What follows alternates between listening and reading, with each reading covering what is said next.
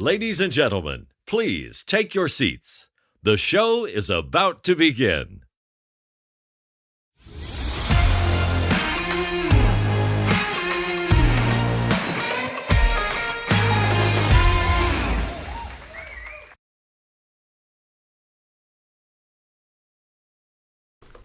G'day.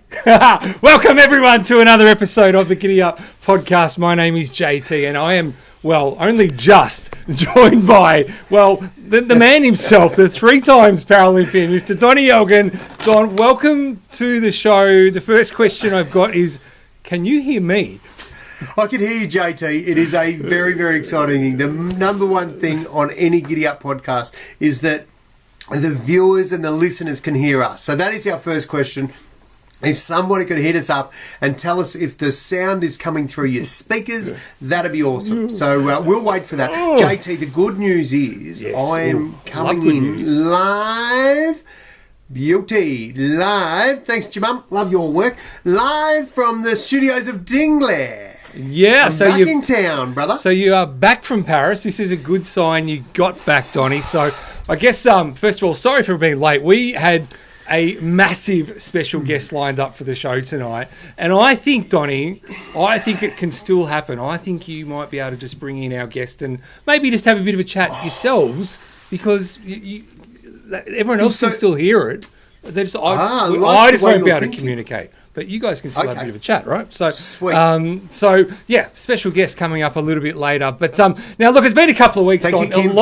A lot has happened in the last couple of weeks, right? I mean, one, mate, you've been to Paris. You've been, flying around the bloody world, doing your little big shot TV commercials and stuff, mate. How the other half live while the rest of us have been here just slugging it out in the middle of winter and shit bloody weather and stuff, mate. So as long as you had a bit of sun and you're okay, that's all great, mate. But in all seriousness, slugging away. How was it, mate? Did you enjoy yourself? Oh, JT, well, for a start, I've come home. I didn't go over there and not work, all right? So I went over there working on behalf of the podcast, the GiddyUp Podcast. I've brought back with me a cost of living hack, just a heads up there. That's coming hot in from what I experienced in Paris.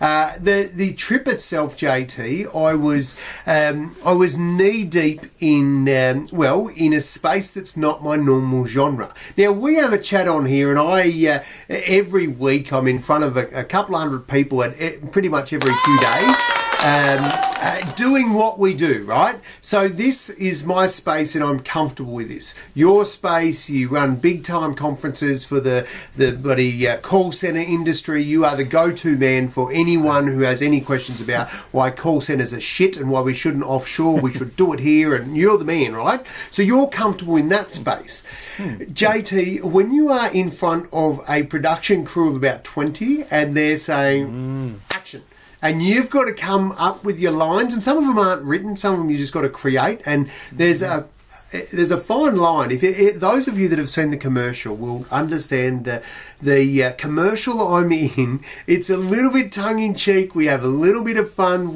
And it's calling a spade a spade. Like, so me being a Paralympian, I am very comfortable to take the piss out of Paralympians, out of people with disabilities, because hand up, mate. If it's good material, it's good material, and I'm happy if it's on me. So when you start rolling out a few of these jokes and gags and you're in an audience that aren't necessarily familiar with that, some of them come with raptures of laughter and some of them come with dead balloons, lead balloons, mate. So, that died. A bit like my dad jokes, Donnie. I can relate to this. Some of your... I'm sure you've got a good dad joke for us tonight. Mate, I've got a great one tonight. Great one. Excellent. You tell us that every week, so we'll let the listeners be the judge. But, JT, what I'm really loving is that right when I think, fucking nailed it, then they go, right, one more take and we're just going to change lens. It's like, oh shit, I don't know if I can do it again that good. So it was awesome. It was sharp. And honestly, if you haven't seen the commercials, the easiest way to do it is just jump on my website, donelgin.com.au, and go to Paris 2024. And as the episodes drop, we're just loading them up onto there. So there's 2 at the moment. There are more to come. But JT, it was bloody awesome. The other thing that happened, mate, over there is I got to go to the wheelchair basketball. Now, typically when you're a Paralympian and you're competing, you get into the village, it's all about you. Like, make no mistakes, any athlete that says they're not selfish is full of shit. You absolutely are selfish, and you're all about trying to make sure your 4 years worth of work produces a great outcome. And what going to the games means is that it's your time to put all that into play. You're typically not there as a tourist. You typically hardly catch up with your family and the friends a great deal. There's always new fans that come on. But one thing that happens rarely is the opportunity to go and watch other sports, because you're just too bloody busy focused on your fine-tuning. So to go and just be a spectator at the wheelchair basketball, which I hadn't been to a game before, JT, and I bloody loved it.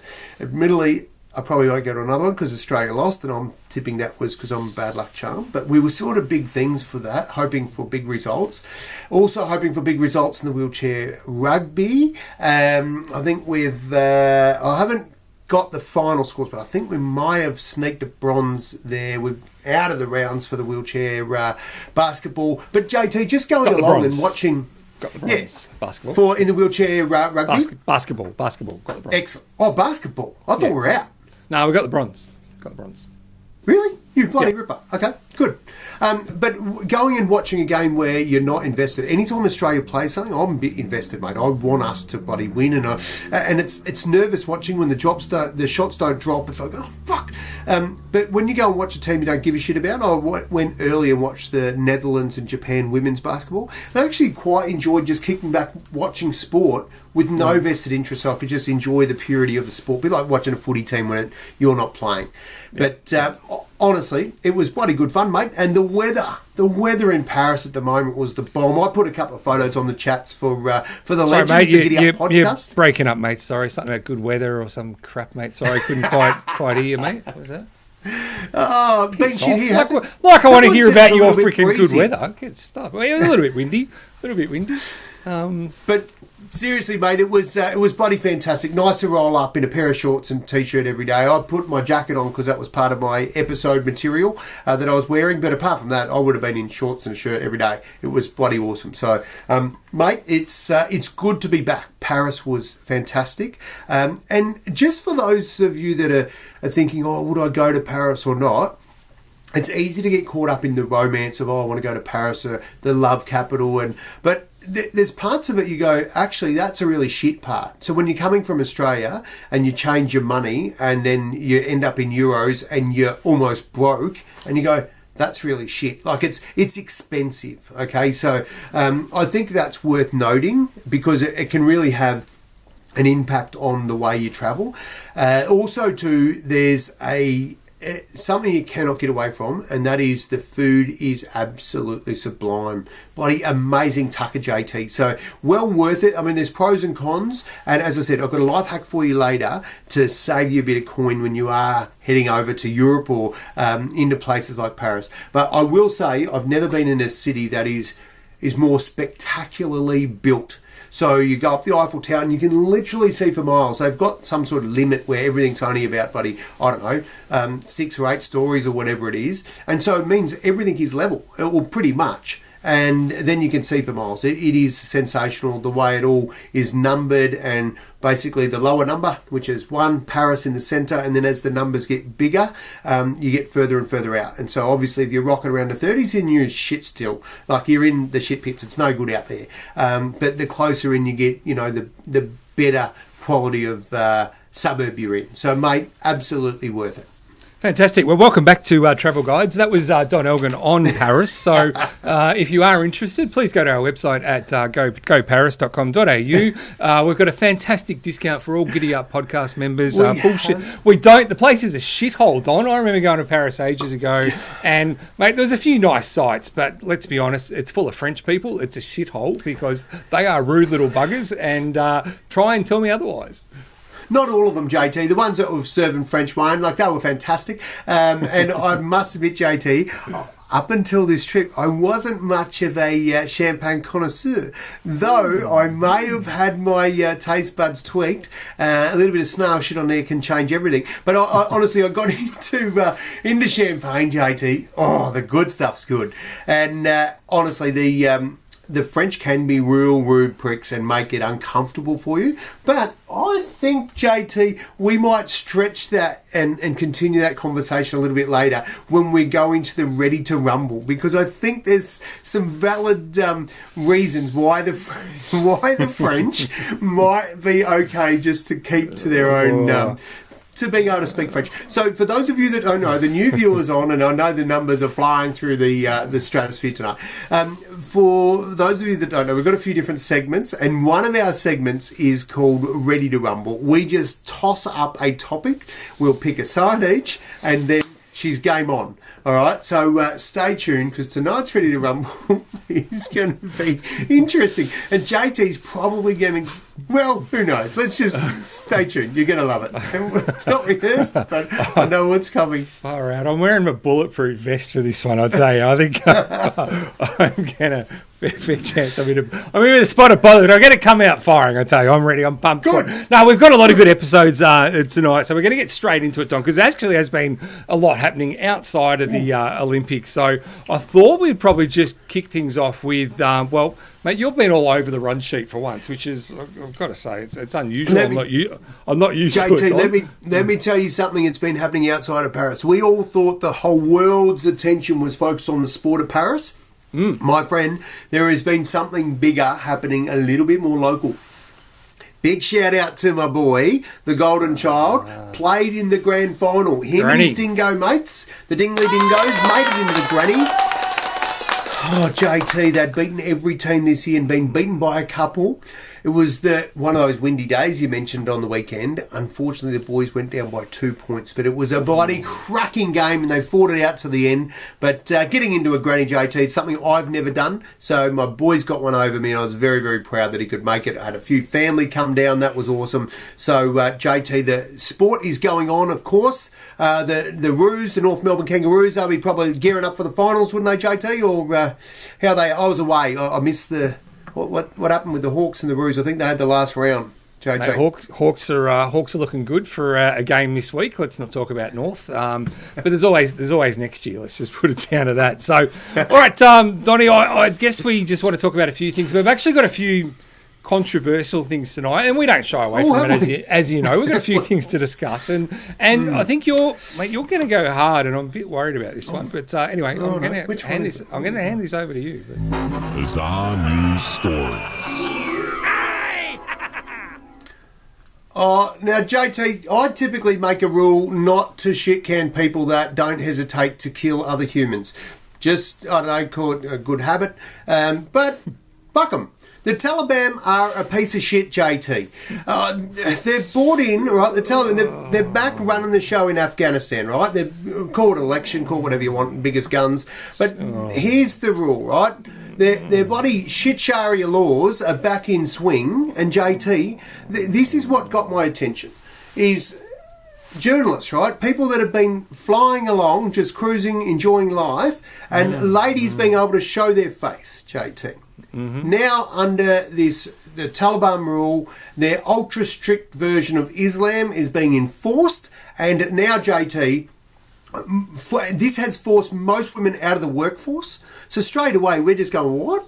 How did the blokes get to retire if the women aren't working? No, but the truth is that the women want to work and they're not allowed to work, right? They are dead set second-class citizens. But worst of all, those that have saved their jobs don't have the luxury of being able to do it on their terms. They've got to still follow these bullshit laws. One of them being covering your head and wearing the burqa from top to bottom, right? And you might say, oh, that's just their respect for the religion and that's all okay. But when you're a newsreader and you're looking straight down the barrel of a camera and you're relying on people being able to lip read, see your face, and then all of a sudden some shitshagger up in Parliament has said, nah, you've got to bloody cover your head now. Like, who has that right, JT? Like, I know in that country those blokes do, but that's bullshit. Like, I would love somebody to tell me that, no, that's a good idea, covering all the women's heads. That's a good idea, taking away their right to choose how they want to be. So, mate, when I heard that and I read that as I was skimping through looking for some articles, and I saw that one, I just thought, that's shit. You know, it's just shit. So, anyway, that's my point, JT. Not a fan of the Taliban. Yep, no, and again, this show is proudly put together by Don Elgin, and Justin Tippett has no affiliation whatsoever with this show. No, look, mate, it's hard not to disagree with you, Donnie. And I mean, what's actually staggering with this law, to my understanding, is not only have they been forced to cover your faces in public, they're not allowed to show their face in public at all. They're not allowed to speak in public. They've actually banned their voice from being heard in public. I mean, it's just staggering that this shit goes on in this day and age. So I doubt any one of our fantastic GiddyUp podcast listeners are going to be disagreeing with us here, Donnie. Or dobbing us into the Taliban. Yeah, please don't. Fuck them. Yeah, no, that's, again, this show proudly brought to you by Don Elgin. No affiliation Bizarre with news, Justin Tippett. JT. That is that story, and that's why we covered it in Bizarre News, because that's bizarre. Anyone in their right mind listening to that, we're not bullshitting, by the way. That is... Well, it's Google. We Googled it. We found it on the internet. It's got to be true. But no, honestly, we're not going to take the piss out of stuff that's serious without doing a little bit of research. But that is just rubbish. Bizarre news, JT. There it is. Dickhead of the week. You suck. Oh, geez. Speaking of some absolute, units that are going on, Donnie, it's big breaking news in Melbourne this morning at St Bede's. This is my old hunting ground, mate. This is where I went to high school. This is my old school, St Bede's. In the news this morning, Don, because of a social media post. And here you've got a few... What do you mean, social media? We can't say what we want on social media, JT? Well, it's social media. We live in a free country. You can say whatever you like, Donnie. So... allegedly, Don, maybe a student or former student may have posted something on the internet last night saying that, maybe a picture of a gun with a few words about he's coming for his teacher last night. JT, how could we ever possibly begin to imagine how it must feel to be young and dumb again? JT, that is a rookie mistake. Anyone who is going to go down that path, clearly you do not put the warning signs up first. You do not let them know you're coming. No, Don, no, that's not the point here. It's not what we're trying to... What is the point, JT? Jesus Christ. First you're potting the telly man, and now you're telling people how to go and... Jesus, mate. I'm not telling you how what to happened to you in Paris? The way he was doing it was wrong. Mate, have you been radicalised in Paris, mate? I'm a little bit worried about where you're going all of a sudden. JT, mate, have a look at this. We actually managed to get the post. This is literally the post that was went on social media last night. Now, you can see here there's the gun, and the words at the top there is, I'm unloading mags on my teacher. They were the words, and you can see the bullets there. Now, obviously, not the smartest thing to bloody be posted on social media, and there's a shot of St Bede's, beautiful school right on the beach there down in Mentone in Melbourne. And when this kid went to school this morning, the school was in lockdown, and there was 35 armed police in full riot SWAT gear, and all the schools in Mentone was shut down. So it was a little bit dramatic, it's fair to say, Don, but... Anyone who knows guns, and I am no gun expert, let me tell you about that. And I know someone who might be. I know. But you can clearly see that's actually a fake gun, and those bullets don't even match that gun. And yet, here we are, literally, schools shut down, 35 bloody SWAT teams. Is that a bit of, I mean, look, dickhead move, don't do it. Is that a bit of overkill, though? Are we going a bit too far there? Oh, I don't know. I mean, if they don't do anything and no one turns up and then it's not taken serious and the kid happens to get hold of a gun, which is not impossible, goes to school and whacks a few caps and a few teachers. And let's be honest, we've all had a couple of teachers where we've put them through the ring. We've probably not threatened them with death. However, I don't know the whole overkill thing. I think, as a matter of fact, I love it, JT. And the reason I love it is because... hear me out here. I don't love the tosspot who got fucking angry at a school teacher and said, I'm going to put some mags in your ass. Like, I don't love that. Like, that's not cool. But I love our stance on that, to load up and have a show of front, because every single time some dumb fuck in America goes AWOL and starts shooting, we all back in Australia go, oh, you dumbasses, we wouldn't have that here.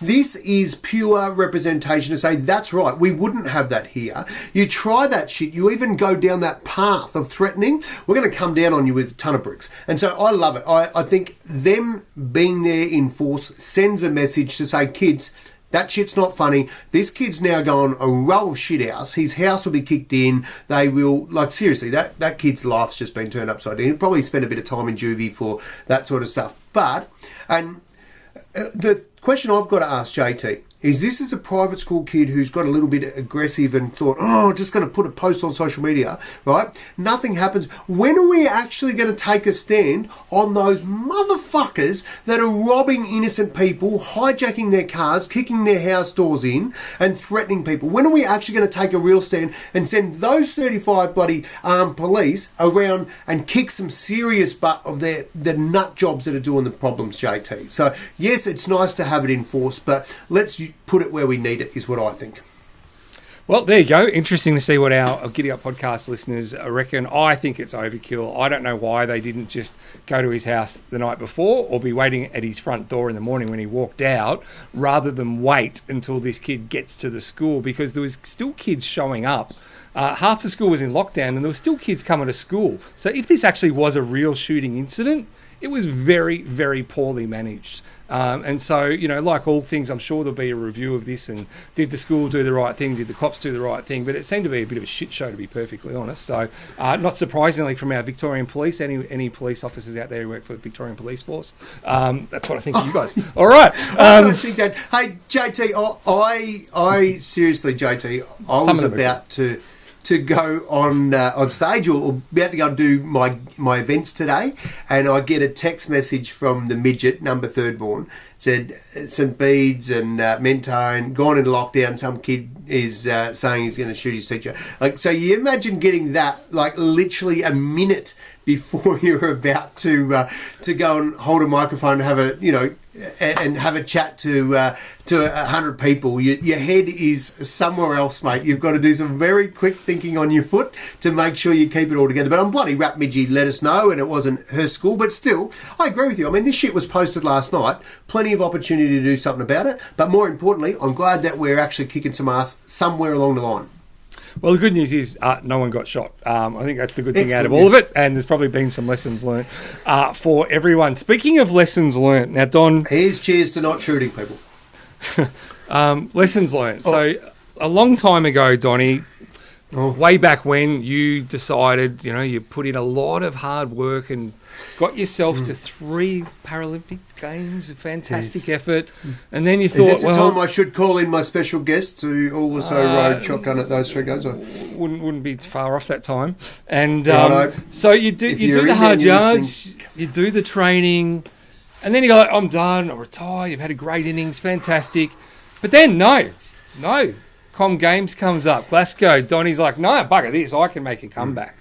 Go through the hard yards, do all the work, get yourself to Glasgow, represent the country. Got a great pic on the website that we use all the time on social media. It was worth it just for that. If I'm being fair, I think you said, Donnie, could you imagine the cash we could make out of this if you make a comeback? Like, you've been my manager.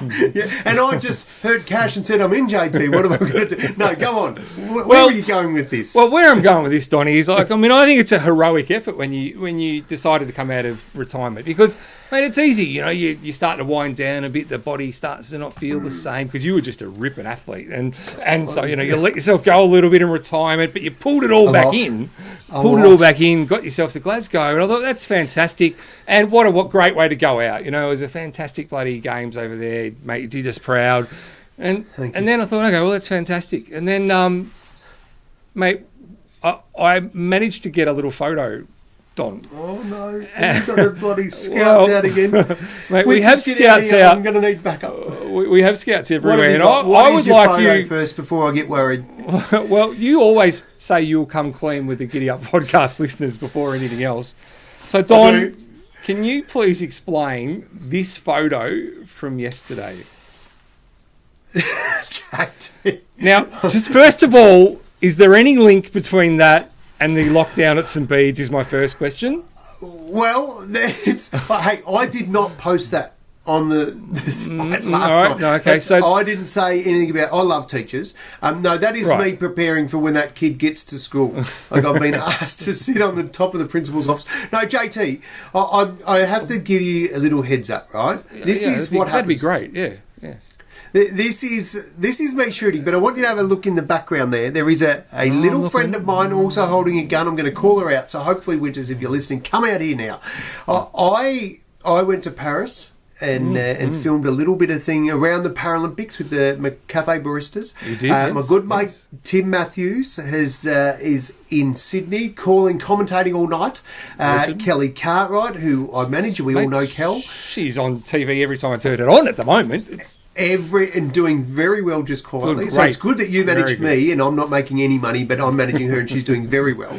But the really good thing, JT, is that another awesome athlete, Katrina Webb. So there was a few of us that sort of hung around sort of together.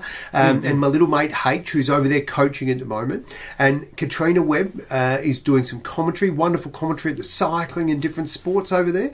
And one of the crew, one of the five of us that was in our little gathering as we went through our careers, Amy Winters, is not doing anything, has no involvement whatsoever with the Paralympics.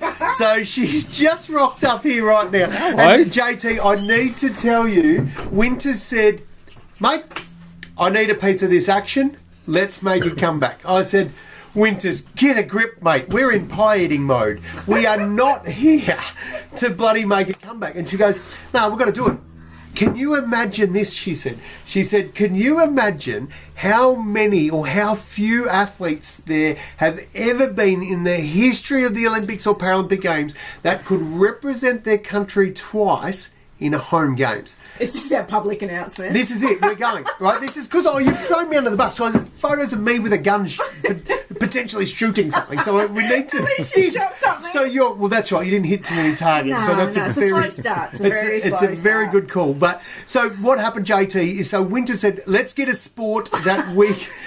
What's the easiest thing for us to get into? I said, what are you good at? She goes, well, I'm good at lying down. It's a bit disrespectful to the shooters. I apologise to the shooters. No, I mean, they're good. Yeah. But we've got to start somewhere. When have you ever been apologetic? Right, this is a GiddyUp podcast. We don't apologise. That's the first rule. Done. Right. Done. So stuff the shooters. So the criteria, JT, was, Winters, what can you do? She's going, I'm good at lying down. I said, there's no, you want to do backstroke? She goes, no, too much energy. No, I said, I'm good at laser tag. Laser tag. And I'm good at shooting pigeons with a Nerf gun. There you go. What other qualifications do I need? Laser tag and Nerf gun. Yeah, I reckon this is a call sign to get to the Paralympics. Bit more, is it the sniper? Sniper. That's probably one better. Where you don't have, you can just sit and hide, and then right. So this is how this happened. So Winters, we're down here. We've got a work event tomorrow, and she did say, "How about I come here and we go shooting?" We'll have a shoot. And I said, "Righto, no worries at all." So I thought at first I was going to have to take her into the legal shooting injecting room where we can shoot up in Richmond, but that wasn't the shooting she was talking about. It's the athletic kind. Athletic kind, of course. And so here we are, mate. We've made that's our first official training session. We kept the receipt because we might be able to claim it on tax. But I've already called in for the athlete support funds.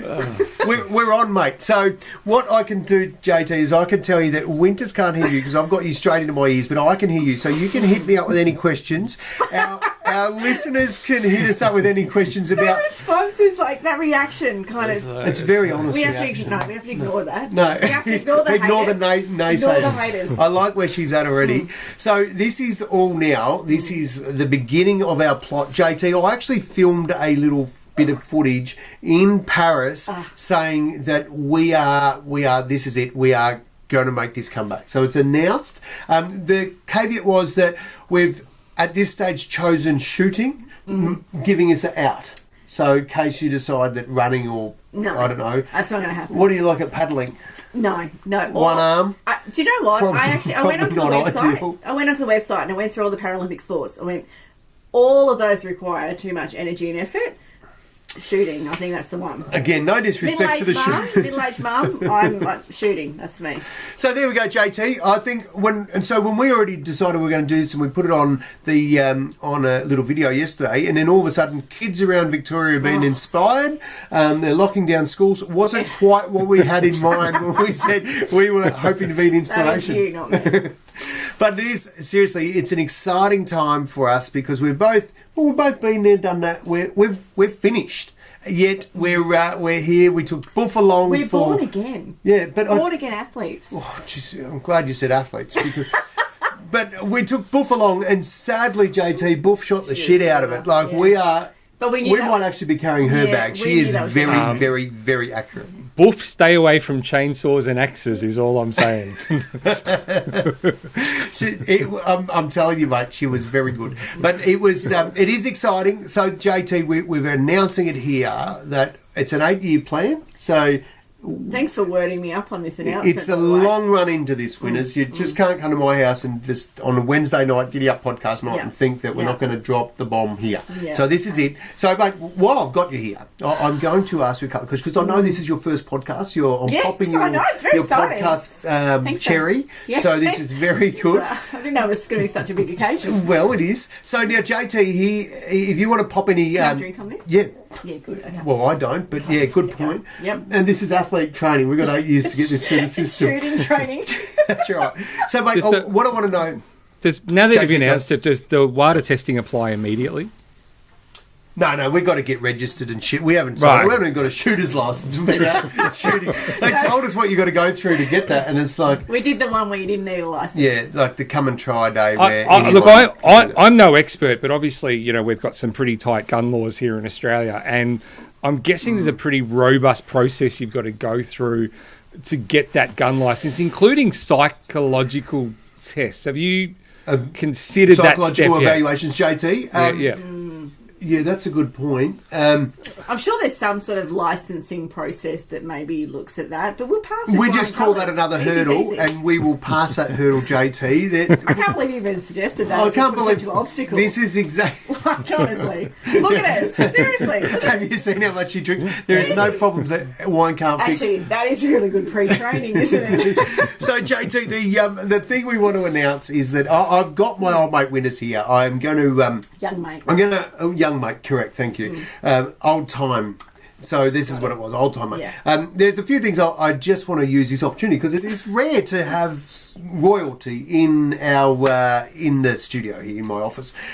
Now, mate, we met in 1993. Ish. And thereabouts. Yeah. And started, we had our first outing together internationally in 1994. It was the World Champs, and I had some good fortune, come back with a couple of medals. You come back with 3 medals from that games. Yes. And was that the inspiration for you to go on and spend the next 20 years chasing, the podium? What was it? Oh, are we being serious here? No, I'm curious. Like, you're a dead set... You were the golden girl of the Sydney Paralympic Games. So we'll talk about the moment. But what was it was it a trigger? Did it make you hungry getting silver? I was just always competitive. And I still am to this day. I want to beat you at anything. Don't beat me anything, yeah. Yeah, and I think, first international comp, 3 silvers. You go, that's pretty good, but, I want the gold. So, game on. But it also became a way of life. I mean, we were at that time where, God, I was 16 in 94. You were 18 or 25 no, or something. I wasn't that old. I was also young. I was, first represented Australia at 18, I think I was. So, how good is that as a teenager? And you go, let's go. This is a great train. Let's jump on it. Yeah. And now you got a world record at that meet. You become a world record holder for the first time. Yes, What was that like? It was a really big occasion because I jumped a world record on the long jump and I held it for 1 round. So it was short-lived. Very short-lived. But doesn't matter. And I think it technically doesn't go in the record books because it wasn't the final result. But in my mind, I was a world record holder for 1 round at 16. Well, you were the first person to pass that distance in long jump in the world for your class. So and we'll take that. That's what I go down in history for, is that 1 round of long jump world record holder. Well, we'll get to that. Now, JT, I'm going to hold on to winners here. Well, not literally hold on to it, but I'm going to keep winners here for a bit because I think we've got a bit more talking to do, and we can probably go over that while you're filling in the wheel with some trivia. So why don't we, have we got a trivia question that you want to ask anytime soon, or I want to make sure this works for you as well. Or JT asks the best trivia, except for silkworms. Except if it's random. I'm not good at random stuff. No, well, he's the guru when it comes to coming up with trivia, by the way. So while you're working out what the trivia is... I have trivia. I'm good to go with the trivia question. Yeah, I'm good to go. Fantastic. Right, well, why don't we go to the trivia, and then we'll come back. And I think we'll come back with Dickhead of the Week, because that is an absolute cracker this week. And then we'll launch into the life cash saving hack, that one, the cost of living hack. And then while you're filling out the wheel, Winners and I will continue this conversation around her glory days, shall we? Before the first batch of glory days. That is a great idea. All right, so we're going to switch into we've got 2 trivia questions tonight for you. And I'm just going to switch back to this screen here. Our first one is, it's a gun-related theme, given Donnie is at the driving range or shooting range, I should say. Pre-training going on, unbelievable. So our first trivia question, guys, get ready. If you haven't done this before, first-time listener or watcher of the show, you just got to answer A, B, C, or D in the comments. And once the time is up, no more entries will be received. The winners will be going on to the big wheel, and the wheel will spin, and the winner will be sent a wonderful bottle of the best vodka in the Southern Hemisphere, if not the world. Big bottle of Spank coming your way. JT, have a look at this. Have a look at this for a bit of merch going on. Look at merch. Look at that. This is Spank merch, JT. My beautiful firstborn has created a complete outfit for me for when I'm working in the distillery, and I've got jackets and shirts. I'm going to start selling this shit soon. It is sensational, JT. But Spank is where it's at, and that's what's up for grabs tonight. All right, so here we go. The first question for tonight, I hope I've got this right. In what year was the Port Arthur massacre? Talk about dark. What year was the Port Arthur massacre? Was it in A, 1996, B, 1998, C, 2000, or D, 2002? What year was the Port Arthur massacre? A, 96, B, 98, C, 2000, D, 2002. 10 seconds left. I love the tone of the night. It's all about life and good No, things. there's a link to this, Don. Trust me, it all circles back. I've got this sorted. I'm sure there's a link. I'm sure you've thought this through. 5 seconds to go. Get him in quick. Go. Let's see the answers. What are people saying? What are they saying, JT? We've got we've got a bit of a mix coming in, but as you can probably see on the screen, and someone can just go time for us, please. The answer was A, 1996. 1996? Wowee. 96, what were you doing, Winners, in 96? Jeez, I remember, just to bring it down, I remember where it was that day. Were you? Yeah. Do you? I do. You weren't in Port Arthur? No, I was in Coffs Harbour. Same. Yes, thank you, because I was a bit worried, yes. Okay, now, JT, the next question, I'm going to ask the next question now. I'm going to get them both out of the way, and then you can have a chat. JT, look at all the people. Can I just do a big shout out, since it's a Paralympic theme tonight, big shout out to Choco Smith, also one of my inspirations as a young bloke to get into Paralympic sport and also gambling. So I love you, Daryl. It is great to see you on board, mate, and some awesome people in the house tonight. This is great to see. This is how we find out who's in when you put your answers in. Otherwise, I haven't got a clue. So welcome everybody. Righto, JT. Did you say you had a second? I've got another one. Now the next one, how many Donnie. people got that right, by the way? Oh, a few. I don't know. The answer was the A. Smart So ones. I better make a note of that so I don't stuff it Yeah, up. make a note of that, and I'll. So we've got all that sorted. So our next one, Donnie. Now, as you know, a bit of a closet geek going on here, and next week. You're not a closet, nothing, JT. You're out of the closet when it comes to geekiness, my friend.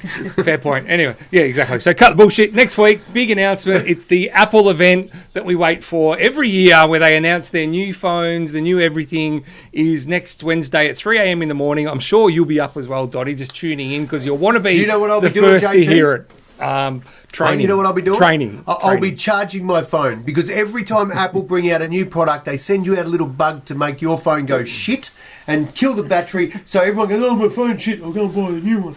And JT's in the queue first. You'll be the first in the bloody queue. Which shop are you going to, JT? Southland? there's a fair chance I might be buying the phone when it comes out. But we'll see. First, we'll he see. loves We'll it. see. He loves it. I do love it. So the reason I tell you this is because, one, you need to set your alarm Why? for 3 a.m. next week. And B, the trivia question is related to phones. That was the link for the phones.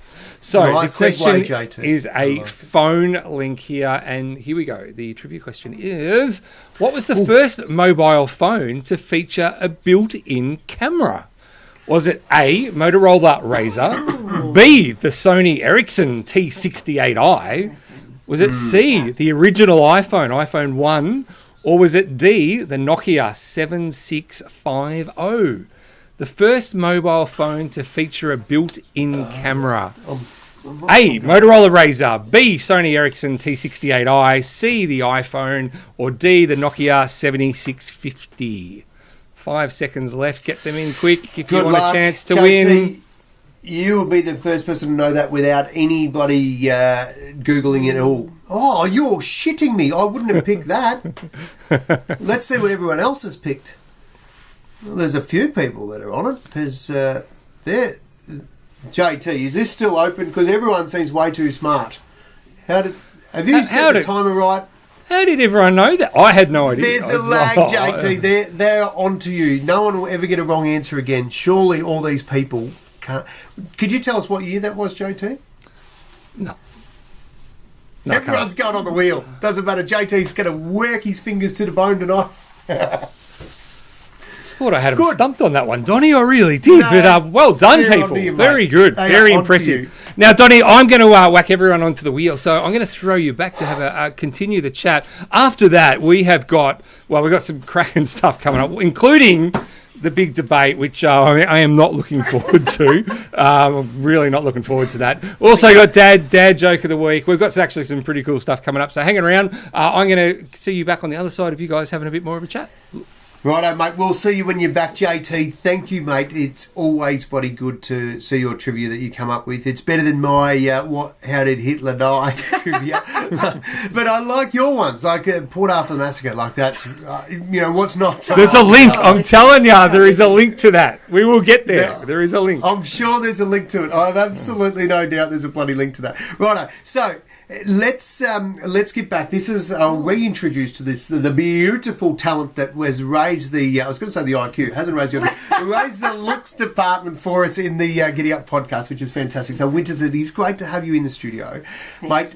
The thing I'm really keen about, we spoke about you going to your first World Champs 94, coming away for 3 silver medals, got bit by the bug. You want to get on the top step of the podium, and then you come back, and then of course when we talk Paralympics, the pinnacle of sport for an athlete with a disability, although it sounds like it might be the World Champs, the real deal is the Paralympic Games. So, and the World Champs, in all honesty, are a stepping stone to the Paralympics. So just to clarify that, if you were to look at the scheme of things, then you would say, in my opinion, for a person with a disability, Paralympics up the top, World Champs, if you get an opportunity to go to the Commonwealth Games, it'd be further down the list. But the real deal, and when you're taking on the world's best, is at the pointy end. So the first Paralympic Games, you end up with. Tell me about your first Paralympic. So first World Champs were in '94. First Paralympic Games _96, Atlanta. Yes. How'd you go?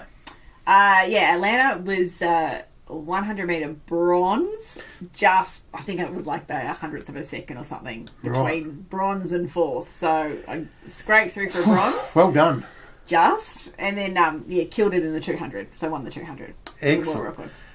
Sorry, let's not brush over that. Won the 200 in a world record. So again, you continually... At 18, which I can appreciate now I'm older. Yes. To look back and go as an 18-year-old. Whereas at the time I was like, oh yeah, that's like what I do. But now, it's kind of cool. And it is. It's very cool, mate, because I think it's only times like this that we actually ever stop as an athlete or a former athlete and reflect on that. Because while you go and you walked in tonight and you had a look over here and you saw my medals and you go, oh yeah, buddy, I know that. I know the medals. I've got a couple like it. And mine are in a sock in a drawer. That's my bragging up there. But but what's really cool is that you didn't stop at a World Champs and a Paralympics. You then go on to the 98 World Champs. How did you go at 98? They were in Birmingham. 98, yes, I won, that was my first double win, so I won the 1 and won the 2. Right. But also, like, yes, it was chasing medals, it was chasing results, but it was also, we had such a great crew and a great friendship group coming through. And part of, like, most of it was about the experience with your friends. Like, it was, that's what kept you going. I never liked training. Like, I did what I had to do. I was a reluctant trainer, but I loved competing. But also I loved hanging out with my mates and exploring the world and having these amazing experiences. And, like, that's kind of at the heart of what kept me going. And if I'm honest, when I retired, it was off the back of a trip where I kind of went, this wasn't, I didn't enjoy this as much. It's not as much fun anymore. Yeah, exactly. Yep. My mates weren't here. I don't know where you guys are pissed off to. I think you did some other trip. Absolutely shot through, mate. No mistakes about that, mate. We're only where the fun is. So, right, so you go to World Champs 98. Right now, you are the hunted. You are number one in the world, 100, 200. You're the world record holder. We get to Sydney. Like, the uniqueness of being an athlete in the prime of your life when the games come to town. Like we spoke at the start about the fanciful goal of being a competing athlete in 2 home games, because that is in its own right ridiculously rare, and I'm not even sure it's been done yet, right? So then you are it. You walk out at the Sydney Games. How does it feel to have the pressure? Obviously, we talk pressure. No greater pressure than Kathy Freeman. The 400 metres lighting the cauldron, incredible. Yeah. You were dead set the golden girl, one of the golden girls of the Sydney Games. How did that feel? Yeah, it was big. And I mean, I was working for Westpac at the time, who were a game sponsor, so I kind of had my picture everywhere around the city and advertising and whatnot. And I mean, at the end of the day, I moved to Sydney to pursue my athletics career because the games are in Sydney. Yeah, from little country town. Kempsey. But it was the most amazing time to live in an Olympic city in the lead up to the games, and also working for a game sponsor. I got amazing perks and kind of great fun along the way. But come competition time, I mean, I remember my first event. Can we swear? So whatever you want, mate. I fucked up my semi. Why? How does that happen? In what? In the 200 metres was my first event defending my title, and in the semi-final I kind of did the whole cocky thing of going, looking up at the board and think I'm going okay, and I run third. So yes, I qualified for the final, but it meant that it put me out in lane 8. Whoa. So I had a horrendous lane draw. And the way that I ran my 200s, if anything, I wanted to be on the inside so that I had athletes to chase. Right. Being on the outside was not great for me. And I remember bloody Steve Wilson, who was my training partner but also your relay teammate, giving me a hard time about messing it up. It's like, that really helps at the time. Thanks for that. I really appreciate that. Glad I let go of it. And then, so I was shit scared for my final. Right. And because I just wanted to win gold so much. Yeah, right. Just so much. I was scared. I was, really nauseous. But anyway, got out there in lane 8 and just ran the race and kind of said, come and get me. And how'd you go? I won it, of course. Was it ever in doubt? How was the world record? Did you give it a nudge? Well, the world record, my world record was broken in the semi-final by another athlete. How dish. I know. So my world record was broken and I was in lane 8. But anyway, I had a cracking race. And to be honest, after that race, there's this awesome photo of me crossing the line, arms in the air, and that's not my usual style. Right. It's I never kind of expressed that kind of emotion, and just that pure elation and relief at winning that gold. It's a cracking photo. Excellent. Now tell me the things. There's a few really obvious differences. I've just been over to Macca's, over to Paris. We've filmed a TV commercial. People say, when's it going to be on TV, Donnie? And I'm going, to be honest, they've made it for social media, like for TikTok, for Insta. Like, it's viral on that shit, but it probably won't make Channel 9. Like, the world has changed since we went through. But and I see Smithy on there too, and I'm thinking he'll be really happy it's changed since he was going around. But how do you think, like, even the dynamics of competition? Like, did you ever have any chicks with dicks running your race? Like, that's that's happening now. Like the transgender, like there's stuff that... Oh, don't get me... No, the transgender stuff. Wow.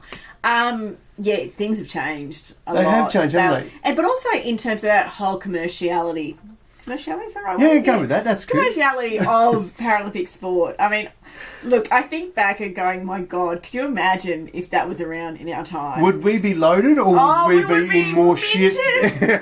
We would have gone all right. But also in a lot of shit too. Yeah. So pros and cons. Like, pros look at and cons. Ray-Ban. Like, well, totally. You know. Ray-Gun. Ray-Gun. I wish I got a Ray-Ban sponsorship out of it. Mate, I'm telling you, everything's about the dollar now. But look, in saying that though, that's just the evolution of any kind of sport or any kind of movement like that. You know, we played our part.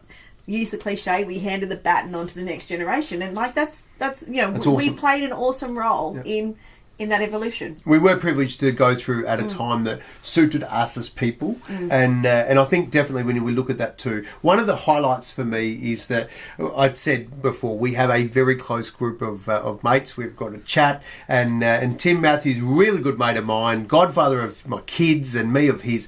He's an arm amputee. How did I not get a gig there? Yeah, good reason. Anyway. Arm amputee, and we're pretty much tarred the same brush. I think all of us born with our disabilities or bits missing seem to just do life a little bit different to people that acquire their injury along the way, but more so people that haven't got an obvious disability. I think life is made a little bit harder for them. You're marching out 2 arms, 2 legs.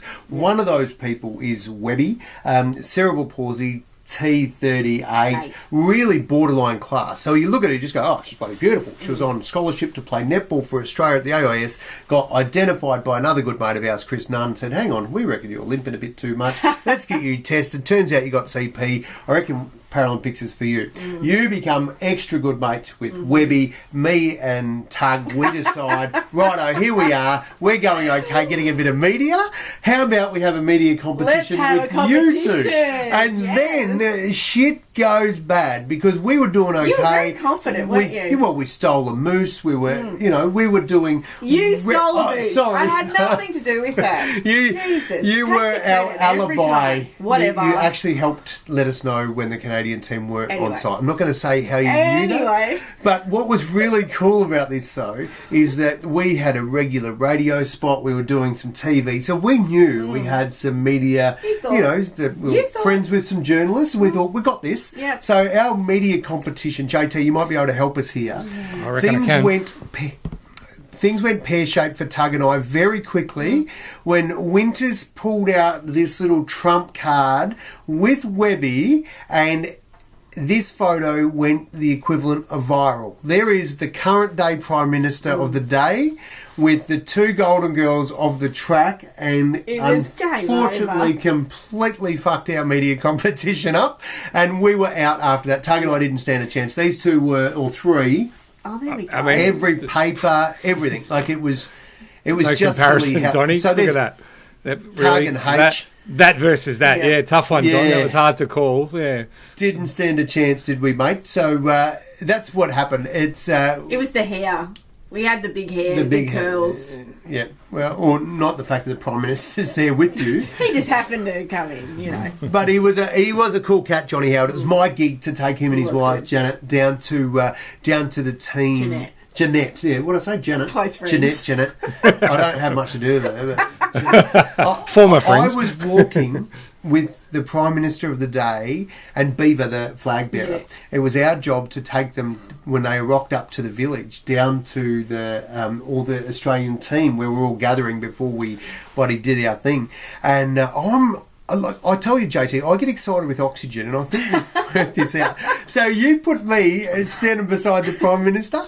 I'm thinking, how bloody good is this? And I'm giving him the guided tour about, like you reckon I did. You're thinking, how many camera shots am I going to get? That's right. Well, before I even thought about the camera, I was just more interested in the fact that he was so cool. And really, he was wrapped up in the fact that he was in the village. He was really excited, and maybe just played it up. But he did a good job convincing me that he was having a good time. He was genuine. And so I'm walking down the street, and I'm just going, just over here we've got the dining hall, and I whack my arm around him, and his security have come at me because you just can't be fucking manhandling the Prime Minister.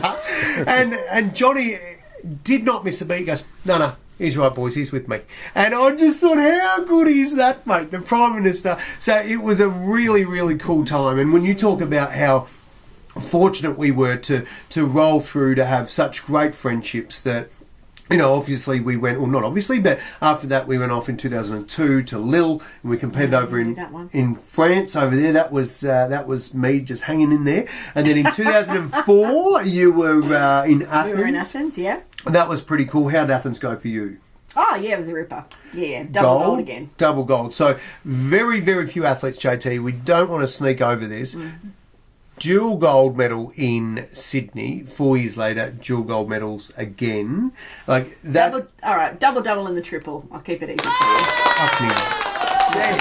That's incredible. JT's dead set superstar, our Winters, and we're fortunate we get to work together now, which is a really cool thing in life that you cruise through. Just like you and I, JT, you were my boss once upon a time, buddy. 20 years ago at Australia Post, and now we work together. Like, it is really have cool a thing. few less medals though than Amy, I think. I don't worry about the medals, JT. You can have mine, mate. I stole most of mine from the blind guys anyway. So. All the ones I won were bronze. All the ones I brought home were gold, mate. So or a relay. Relays, that's right. Relay. The only reason you're dismissing the relays is because you've got no mates to run with. So that's right. But of course, I didn't introduce you well because you're Amy Winters OAM, aren't you? Like your Order of Australia medal. Yes, I am. Yeah, it's a pretty... I use it all the time. Yeah, of course you do, yes. But it is a big gig. And, of course, if you get an Olympic gold medal or Paralympic gold medal, then OAM is awarded too. That's how... and I missed one by 2/100th of a second. So I'm not bitter, but I'm fucking pissed off. No, anyway, it was my fault. I ran the glory leg and I should have ran faster. Anyway, did a PB still. So, Winters, yeah, it is a really cool thing that you had this incredible career. How serious are you about representing Australia in 8 years' time? Of course, we've got LA in 4 years. Oh, look, I was very serious until we tried it tonight. I'm a bit deflated. No, look, we've been very enthusiastic, let's be honest. There's been a lot of chat over the last month. Yes. But I will say, what we tried tonight was, I think, in shooting terms, is prone. Right. And I don't think that would be my strength. Right, so it's not... Get me on the pistol. I want to have a crack at the pistol. Was it the Turkish fella at the Olympics that inspired you? I love it. Yes. How, like, he had... It's the first Turkish bloke with sex appeal. Just like he's packing heat. Well, look, I mean, I'm now at the age where I find a little bit of the grey hair, you know, kind of goes all right. A bit of salt and pepper, your whole head's going. JT, you might go right here. So look, let's get the pistol out, and I reckon kind of not the prone stuff, because like it getting down and up is all a bit much. You need the Zimmer frame to go walking. I'm not quite there. Not that old yet. Yeah, no, we can. Look, I'm not defeated, but yeah, you're going to keep exploring your options. Exploring my options. Well, JT, there it is, mate. We've heard from, without doubt, the greatest talent we've ever had in our bloody studio, in the podcast. We've had the great OAM, Amy Winters, in the house. It is rare. I'm delighted. As I said, mate, we take the piss a lot on here, but we are also very, very fortunate to call superstars friends, and every now and then they rock up and jump on a podcast with us. So we'll take that, mate. I think the listeners have had something a little bit extra tonight that we otherwise wouldn't have had. I will put it to the listeners before Amy pisses off. If anyone's got any questions, throw it in there. We don't care how controversial. Token question. Just make me feel a bit loved. And, well, don't worry about her. If there's anything you've seen at the Olympics or Paralympics and you go, I don't get that. Like, what's that all about? Or why is that? Like, you know, in the last episode, in the last podcast, I actually talked a bit about it, like I sort of knew what I was talking about. This one here probably actually does know what she's talking about. Can't get a gig doing commentary and shit, but might know a little bit. So if any questions, then hit us up and we'll absolutely, you know the drill, we'll answer them straight up. There's no hiding here. So if you've got anything you want to know, from a female point of view, I do want to know, is the rumours, or are the rumours in the village remotely true? What rumours are those? That the food's free. The food is free. I was very excited about free McDonald's. They are the rumours that you're referring to? You can get a haircut. There's a hairdresser's in there. Yes, and I remember in Sydney, there was Jalique, which is a... What is this? Jalique is like a beautiful kind of... Well, JT skincare. Is this a skincare thing? Yes, He's thank you. This is why we call JT the male model. He's all over skincare and shit. He knows stuff. I was in there for facials every day because it was like 3 facials. It was like, oh, that was... Not touching that. So good. So good. Now, winter...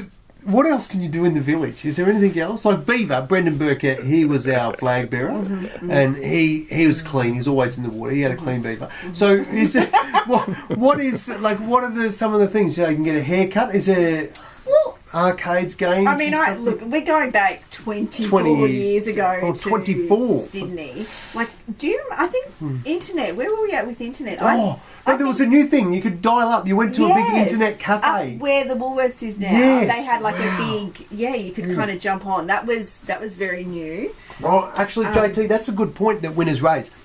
Up where the Woolworths is now. JT, the Olympic Village, the Paralympic Village is now called... Newington. It's called Newington. It's in the western suburbs of Sydney. And you go out there Outer inner west, they're claiming. Oh, really? It's only because they're building another airport just on the other side. They're trying to sex it up. The JT, the really cool thing about it is we actually talked about it. None of us had any clue about finance. We didn't have the money whisperer back then. But we actually talked about the potential of buying one of these properties. And you know, I don't know, as an investment, as I said, none of us had property back then anyway. But the fact that Newington is a decent suburb and prices are very, very bloody... We should have got in, JT. Another one of those, missed it by that much. But, JT, the really cool thing is people can actually still drive around the Olympic Village, the Paralympic Village, and have a look. It doesn't look anything like it did when we were there. It's a suburb now. It's just a suburb, but it is really cool to be able to... I don't know about you, but when I go back, I always feel a bit nostalgic. I see the big... the big statues and Louise Savage Drive and shit like that. Well, I mean, is there Amy Winners Drive? No. But Webby and I were out the back of the houses. We were in like a demountable. So the that's portables, probably, like the school kids. Exactly, yeah. So that probably wasn't quite as... Shitsville, we called that. Yeah. You were... It was also very private as well. Oh. So we had our own little, You know where this is going. Are we after 9 o'clock yet? Like, we want to dig into this and we want to find out how bloody private it wasn't. You were young, we were free. Oh, JT, this is what quality champions do in their downtime. I like it. Excellent. Very good, Winters. Now, tell me, the final question I've got for you, since none of the questions are coming through from everyone's just kicking back, listening to what you've been up to, waiting for the juicy stuff. My final question for you is that we got up to Athens.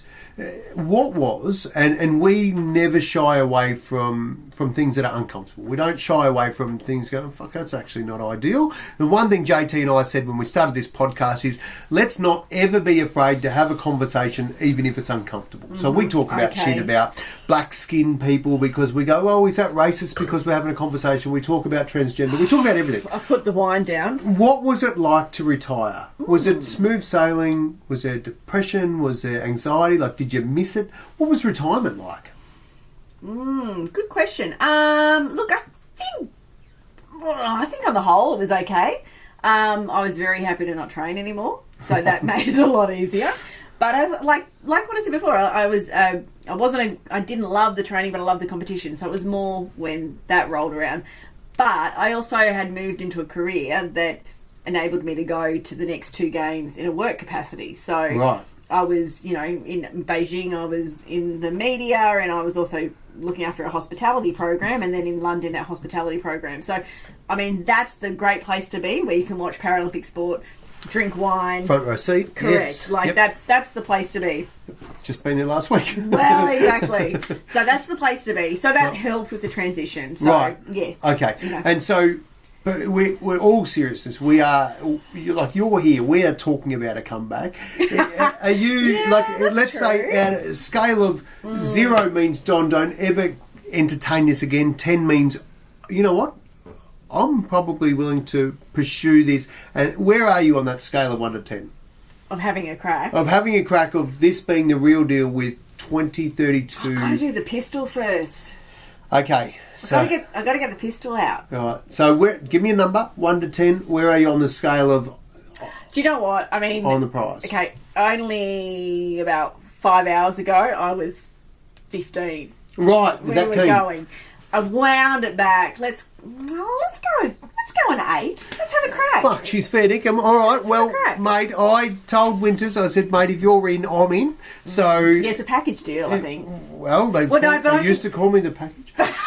No one ever called me that. Ask me. I never heard that. Make that shit up. No, you see, but I reckon you would dump me in a second and race ahead and go poo poo poo poo. Well, we're going to need to do more than pull. Sound like a fucking Teletubby. No, we're actually, but we'll, JT, this is what I'll tell you. I will have a little segment and we'll just check in on this regularly, how Winters and I are going with this 8-year goal, right? So we're used to thinking about 4 years. 8 year is a big one. So We've got to do LA though. mate, I'm not how cool holding that out till Brisbane. We've got to get LA in there. Yeah, we just buy a gun at Walmart if ours doesn't rock up. So we can do anything over there. They're a bit expensive though. Oh, we'll pinch one. No, we won't. We'll not be pinching guns. Right, You can do that. So, JT, there it is, mate. We've had a champion in for a chat. It's been bloody fantastic. Now, we've got to get down to the business of whatever else is the next thing. I think Dickhead of the Week, JT. Actually, before Winters goes, because you're a Sydneyite, so let's do Dickhead of the Week, and we'll talk what Dickhead of the Week is, JT. We already have. Have we done it? Which one? that was the school, the St. Bede's. Oh, no. Where's the We one? got another one? Where they whacked up the sign. Oh, which one was that? Are you talking? Oh, you're talking the Sydney. I think I know what you're talking about. Because I've got Winters here. She's a Sydney snob. You had that under classic Aussie, Donny. Let's go with that one. Oh, did I? Yeah. You bloody mongrel! JT, the reason you may not have picked it up is because, in short, I've got classic Aussie, and then my comment was good view fucked up. So, JT, this is what I like: I like Aussies just going, okay, well, that's the body. I bought this lovely patch of grass here. This is my property. I want to see view. Oh, those trees are in the way. How about I kill them? So this is what they did. They wiped out all these trees, right? The owners of this property here, so they could have the beautiful sea views. Mm-hmm. And the council got around and thought, well, how big's the fine for that going to be? This is why I think classic Aussie, JT, because the council said, that's all right. We won't give you a fine. I'll tell you what we'll do. We'll give you this sign instead, JT. The council voted to put up a sign that, well, let's say may or may not have been a better option to keep the trees, JT. Have you got that sign? Let's have a look. Let's see if we can make this segment fucking any good, JT. All you got to do is I told you, he's the man that does all the technical shit, because I'm no good. So whenever it fucks up, I like to remind him of it. He needs to save you. So, all right, JT, this is the bit. Wait, we need the sign, JT. What have you got? Oh, so the sign bit was important, was it? I thought it was the empty trees was the important. I thought the land bit was important. JT, you're killing me. No, seriously, what was good is that the trees are gone. You know, if you come to rehearsal every now and then, we won't be able to get these things done. No, that's all good. JT, I was in range. Donny, I was in for 8 years. Starting his career. That's right. I had a funny champion with me. So hang on. As your manager, I've always got your back, mate. Don't worry, all good. Thanks, mate. He likes to make me out like him on his toes. He's famous, when you're one-legged down with words. little toes. Yes. Here we go. There we go. There it is. That is classic Aussie, JT. Trees shouldn't die for a view. The council said, we're not going to fine you. Fuck you. We're going to put up a sign so big that your view is gone. Now, JT, is that not a classic Aussie response? That's fantastic. I thought it was. Now, you're a Sydney snob. Like, you would chop down a tree for a view, wouldn't you? What's it like? Well, if I had a chance of a view, I probably would. Right, okay. Yeah. But I have a house next door to me that's got this massive tree and takes up all my sun. I would love for that. I love the trees. I love the greenery. But I'd love that tree to go if it magically disappeared. Well, you can have a chat to this and one. I could get that. Now, get Don, that sign instead. I know you do extensive research on GiddyUp Podcast. I might just want to highlight this bit here for you, though. Oh, fuck it. Don't worry about it. JT, rule number 1 with the podcast, never let the truth get in the way of a good story. JT, you cannot be... JT! So it's not legit. Fuck, he's killing me. See, this is what happens when you do stuff with a geek. They're way too smart. They should do that. JT would have typed that in there and just superimposed the shit to make it. He is too smart. This. Right, fuck it. Okay, JT, let's move on. Ready to rumble. Oh, jeez. I don't know if I'm What do ready you got this. for us? Do we have to do this? Like, are we over time? Yes. We've been going a while. I don't know if we need to do this. Like, it's... We'll do a quick version, JT. Oh, very quick. All right. Let's get ready to rumble.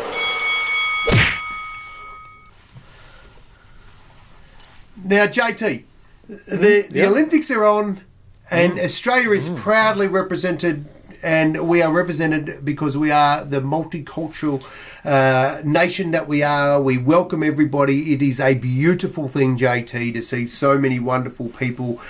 We open our arms to the world, JT, and every now and then the cream of the crop rise to the top and they get to represent the country, JT. You have been watching the Paralympics and the Olympics with interest. I know a sport that is close to your heart is ping pong or table tennis.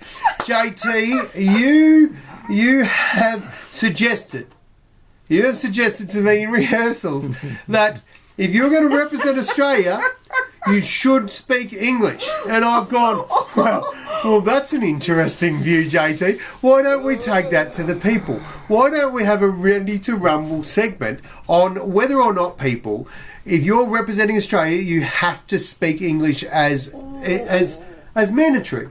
Like, doesn't matter where you come from, doesn't matter your struggles and your plight to get here.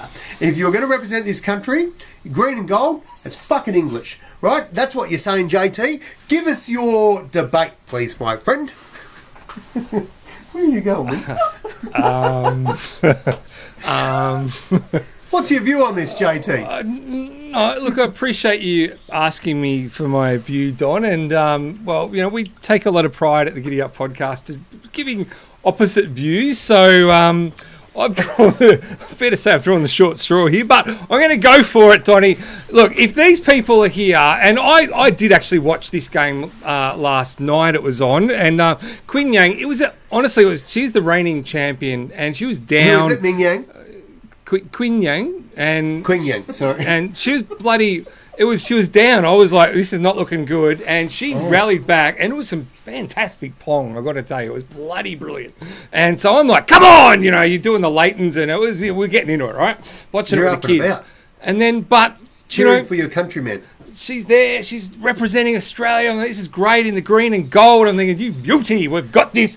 But then every now and then they have a little time out. And they're talking to the coach, having a bit of a chit chat, a bit of motivation, try this tactic, all that sort of stuff. And they're speaking Mandarin. And I'm like, hang on a minute. This is an Australian athlete representing Australia in the green and gold, and I cannot understand the coaching conversation and the tips that are going on here.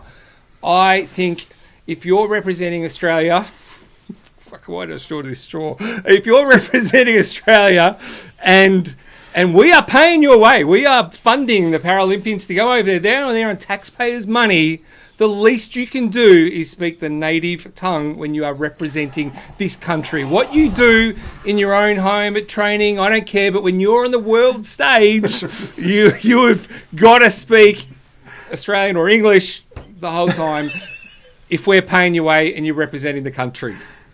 Right, so you cannot go down to Springvale and see anyone in signs, any locations at all. It's all in English, isn't it?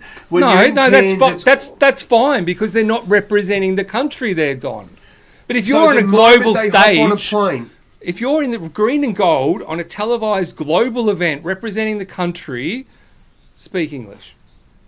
JT, what happens every other day at training when these guys got their coaches there and English isn't their first language, but they're the greatest athletes we've seen, and we go, sorry guys, come to qualifying, we need to do a voiceover, give us what you're going to say, here's a little script, read this out, and Ming Yang go, and then, sorry, you're the best athlete we've ever seen, but you don't speak English, fuck off. Like, is that what you're saying?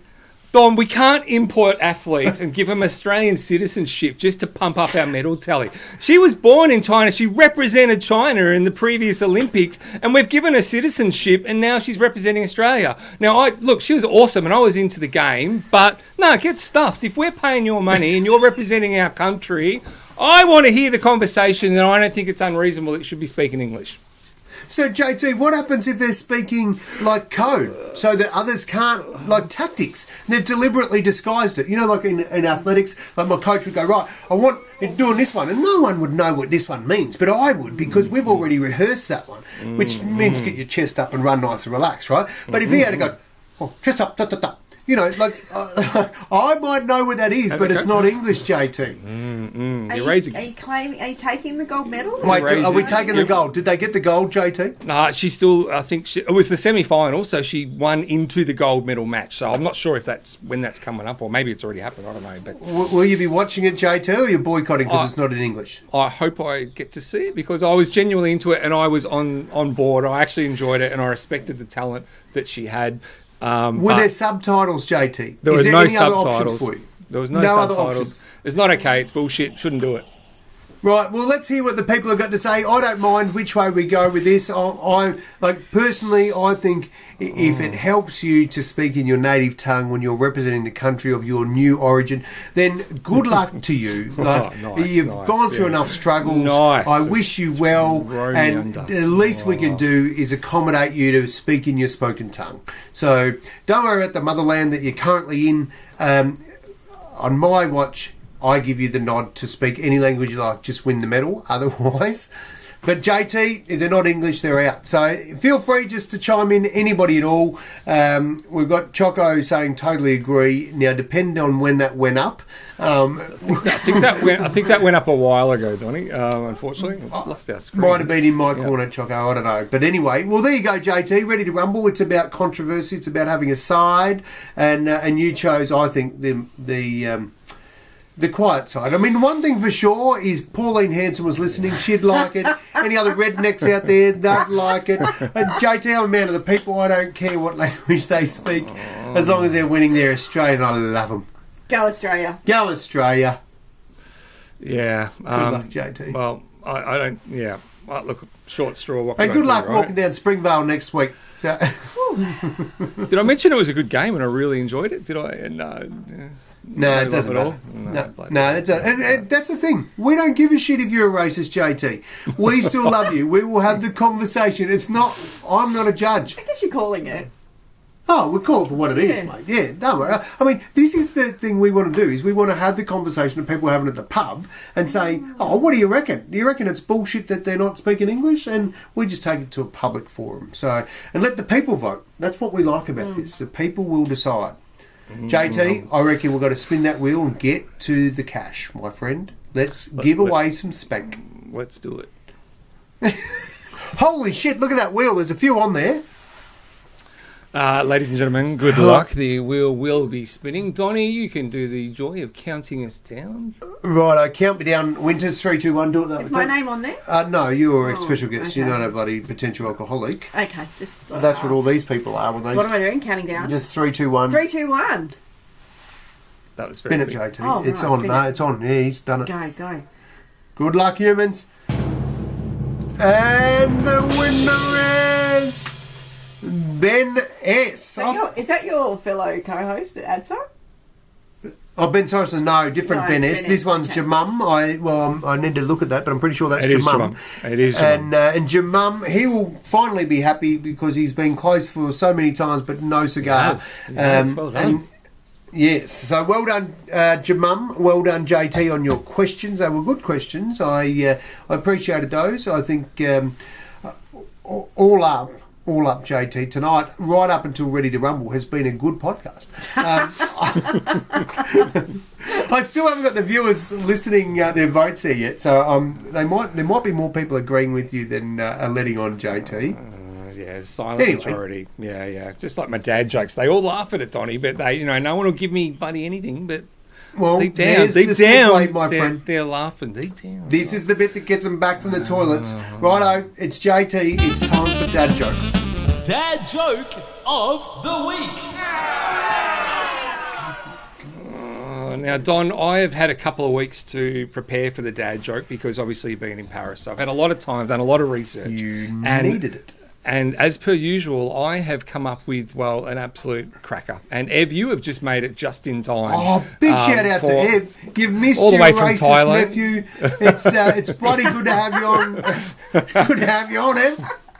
Oh dear! Don't rewind and Ev, watch this the one back on don't- replay, mate. You're going to love it. Oh, by the do. way, Ev, I'm sitting beside an absolute champion, triple, double. We're not talking about gymnastics here. We're talking about a Paralympic superstar, Amy Winters, OAM, but she really runs a second fiddle when it comes to dad jokes. So, which is where we're at, Ev. So, fire away, JT. Here we go. All right. So, Donnie, an Irishman's been drinking at the pub all night. Very unusual, I know, right?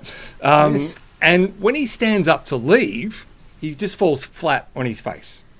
And he tries to stand up one more time, but again, to no avail. Bang, falls flat on his face.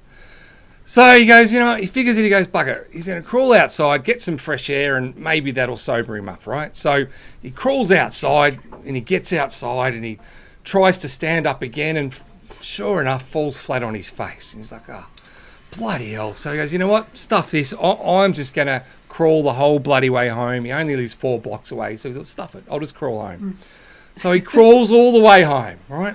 He gets at the door, tries to stand up again, but bang, falls flat on his face again. Bloody hell. So he's, stuff this. I've got to get to bed. So he crawls through the door, gets all the way up to his bedroom, right? Reaches his bed and he got, right, I've got this. I'm just going to try one more time to stand up. So he crawls up and manages to sort of get himself up on the bed, but boom, bang, and falls over again, right? And he's like, this is bloody bullshit. So anyway, he thought, all right, he drags himself up this time, crawls into bed, and falls straight asleep because he'd had a few, right? So he's gone to sleep away. As soon as his head hits the pillow, clunk. Exactly. We know what it's like, right? Anyway, he wakes up the next morning, and his wife is just standing over him with that look on the face when you've all had that look, boys, and you go, oh, God. And she goes, so you've been out drinking again, have you? And he's like, well, why do you say that? He says, well, the pub just bloody called. You left your wheelchair there again. Oh, JT, I like it. I do like it. That explains a lot.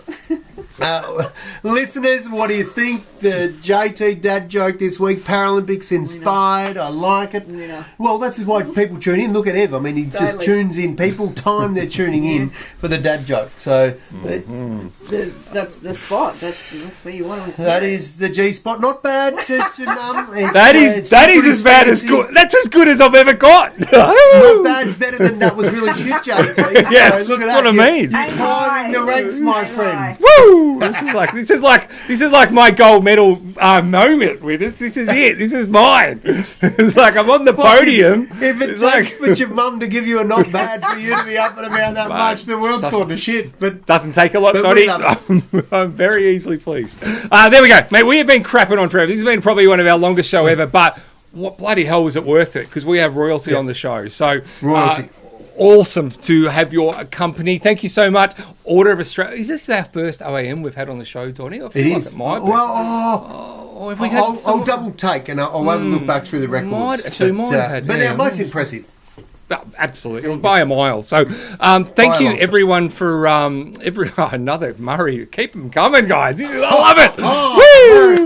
Oh, Murray, your spank's on the way too, brother. Incoming. Fantastic. All right. Thank you, everyone, for watching. We will hopefully be back next week. Sorry to keep you up so late tonight, but hopefully it was worth your while. Donnie, have you got a closing? I'll tell you what, JT. I'm coming in from the western suburbs next week. I'm over to Western Australia. I've got some. So I'll have to check the local time, but I'll work it out, JT. I'll be here, but not here. Fantastic. All right. Well, I'm going to throw to you for our final thought, Donnie.